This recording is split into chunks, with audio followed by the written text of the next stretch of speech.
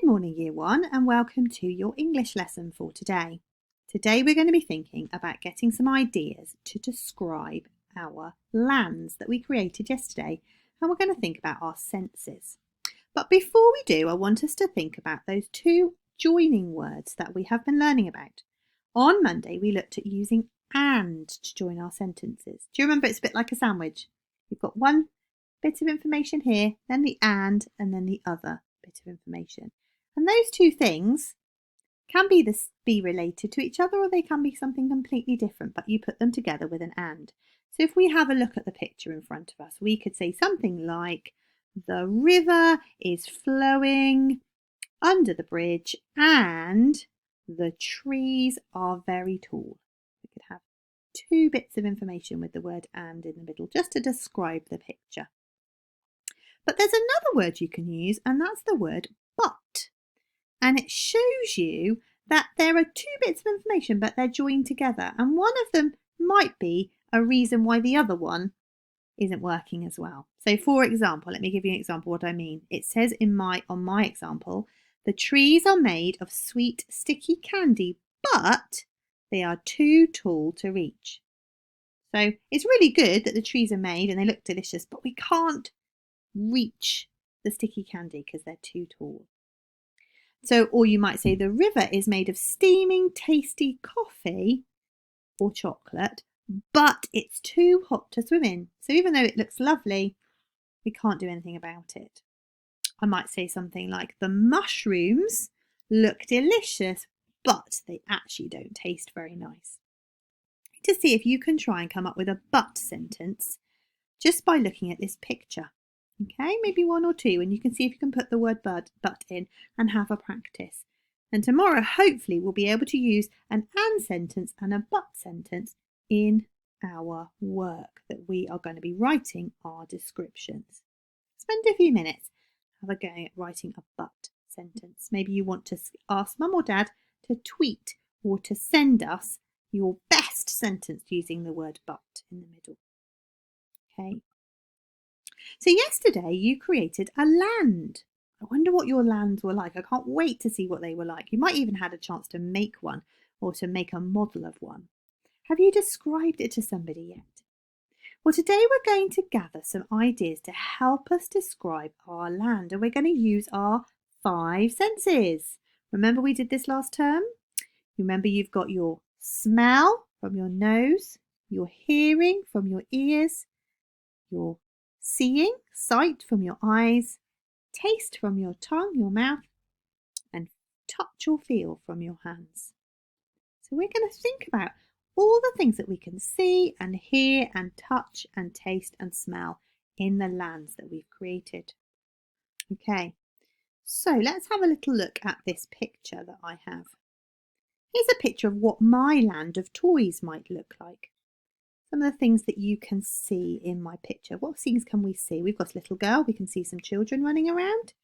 We can see a beautiful fairy flying around. A very tall rocket. Very strange round house. And we can see lots of toys lying around. Look, there's a red plane here. Looks like it's fallen over. So that's the things we can see. I wonder what we can hear. Maybe we can hear the children laughing. Maybe we can hear the fluttering wings of the fairy, or the bricks tumbling over, the toys falling over because they've been piled up too high. Maybe there are other planes floating around in the sky. What can we smell, do you think? I wonder if there's a cafe that sells some delicious treats that we can smell, some hot chocolate or some donuts or some cake, some sweets maybe. Maybe we can hear some birds, some animals. So maybe we can actually smell those as well. Okay, maybe we can smell a really sweet smell. Maybe the grass has a smell. I wonder whether we can taste anything. If that cafe sells some delicious things, like some delicious sweets, we can definitely taste those. And what can we touch? The blocks are probably very hard. But maybe the seat on the chair behind the boy here, maybe looks like a little car. Maybe that's soft and squidgy. So we're going to have a think about all the different senses that we can see and use in our pictures that you drew yesterday. Here are some ideas that I've had of some of the things that I can actually see and hear and feel and smell and touch in my land. So I've got the smell of hot chocolate from the cafe. I can hear laughter from inside the games building. Maybe that special round building is the games building. I can see brightly coloured wooden blocks piled really high. I can also see rainbows twisting through the blue sky.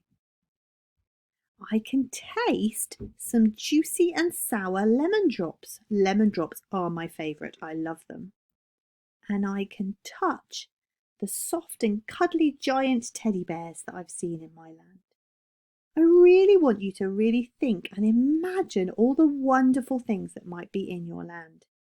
Use some of those adjectives that we have been looking at together as a group in the last couple of weeks to really think about some of the amazing things that you are going to be able to smell and hear and see and taste and touch in your land.